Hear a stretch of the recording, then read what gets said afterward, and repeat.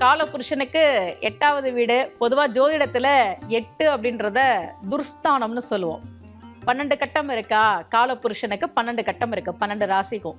ஒவ்வொரு கட்டத்துக்கும் ஒரு பேர் உண்டு. குடும்பஸ்தானம், தொழில் ஸ்தானம், புத்திரஸ்தானம். ஆனால் இந்த 8ஆம் இடத்துக்கு என்ன பேருனா துர்ஸ்தானம். இருக்கிற கஷ்டமெல்லாம் அதில் மட்டும்தான் இருக்குன்னு அர்த்தம். அதனால தான் துர்ஸ்தானம்னு சொல்லுவோம்.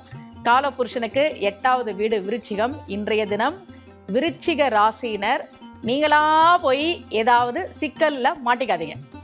அதனால் நாமளா போய் சிக்கல்ல மாட்டிக்கிறது அப்படின்னா, சமூக வலைதளங்கள்ல கூட பாருங்களேன், யாரோ யாரையோ ஏதாவது சொல்லலாம் அப்படின்னா இன்னைக்கெல்லாம் அநாகரிகமாக கமெண்ட் போடுறதெல்லாம் ரொம்ப அதிகமாகிடுச்சு. சர்வசாதாரணமாக கெட்ட வார்த்தையெல்லாம் பேசிகிட்டு இருக்கிறாங்க.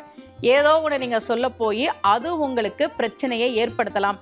என்ன தைரியத்தில் அந்த மாதிரிலாம் கமெண்ட் போடுறாங்க? யார் என்ன செஞ்சிருவா அப்படின்றதுனால தானே. ஆனால் நீங்கள் விருச்சிக ராசினர், பொதுவாகவே எல்லா ராசினரும் ரொம்ப நாகரிகமாக தான் கமெண்ட் பண்ணணும், நல்லவங்களாக தான் இருக்கணும். முக்கியமாக இன்றைக்கு விருச்சிக ராசினர் நீங்களா போய் ஏதாவது சிக்கல் வம்பில் மாட்டிக்க வேண்டாம். தேவையில்லாமல் வம்புக்கு போகிறது, தேவையில்லாமல் சண்டைக்கு போகிறது, நான் யார் தெரியுமா அப்படின்னு கேட்டு அப்புறம் ஐயோ மன்னிச்சிடுங்க சார் அப்படின்னு போய் கேட்குற இந்த நிலைமைக்கு நாமளே ஆளாயிடக்கூடாது. நமக்கு நாமே சிக்கல்களை, வம்பு வழக்குகளை, பிரச்சனைகளை ஏற்படுத்தி கொள்ளாமல் இருக்கணும் அப்படின்றது தான் விருச்சிக ராசினருக்கு இன்றைய தினம் நான் சொல்லக்கூடிய ராசி பலன்.